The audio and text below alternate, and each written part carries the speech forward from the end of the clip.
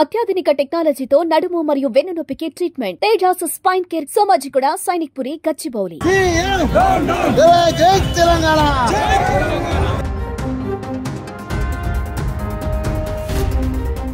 మాజీ ముఖ్యమంత్రి BRS party అధినేత కేసీఆర్ గారి విచారణ నేపథ్యంలో బీఆర్కే భవన్ వద్ద తీవ్ర ఉద్రిక్త పరిస్థితి నెలకొంది. బీఆర్ఎస్ సంబంధించినటువంటి కార్యకర్తలు, నాయకులు భారీ ఎత్తున రాష్ట్ర నలుమూలల నుంచి ఇక్కడికి తరలి రావడంతో రోడ్లన్నీ కూడా బ్లాక్ అయినటువంటి పరిస్థితి మనకు కనిపిస్తుంది. ప్రస్తుతం ఇక్కడ చాలా మంది బీఆర్ఎస్ కార్యకర్తలు, నాయకులు ఉన్నారు. వారితో మాట్లాడదాం. కార్పొరేటర్ హేమకర్ ఉన్నారు.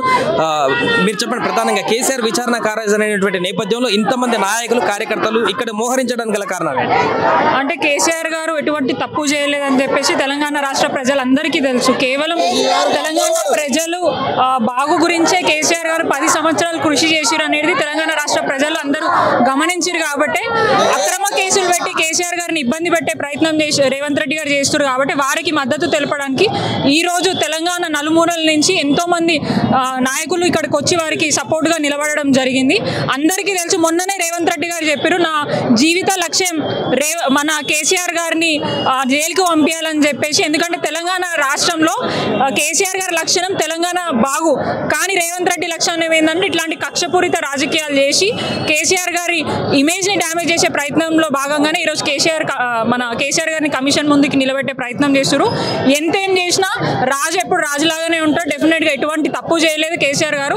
నిర్భయంగా ఆయన అంటే ఎటువంటి తప్పు లేకుండా బయటికి వస్తారని మా గట్టి నమ్మకం కేసీఆర్ గారు. ప్రధానంగా ఈ విచారణ ఎట్లా చూస్తున్నారు మీరు? అంటే దీంట్లో నిజంగా అవకతవకలు జరిగినట్ట, లేకుంటే ఎందుకు ఈ విచారణకు హాజరు కావాల్సి వచ్చింది వాళ్ళు? అంటే మీరు క్లియర్ గా చూసిండ్రు ఆల్రెడీ.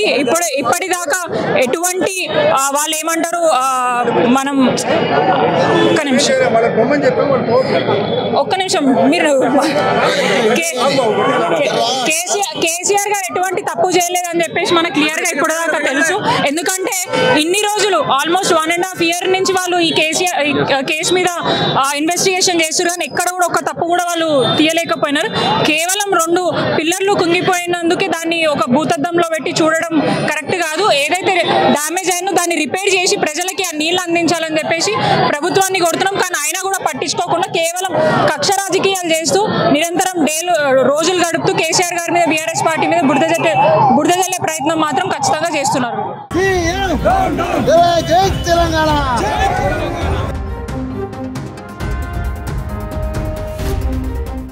సుమన్ టీవీలో మీ పర్సనల్ అండ్ బిజినెస్ ప్రమోషన్స్ కోసం కింది నెంబర్కి కాంటాక్ట్ చేయండి.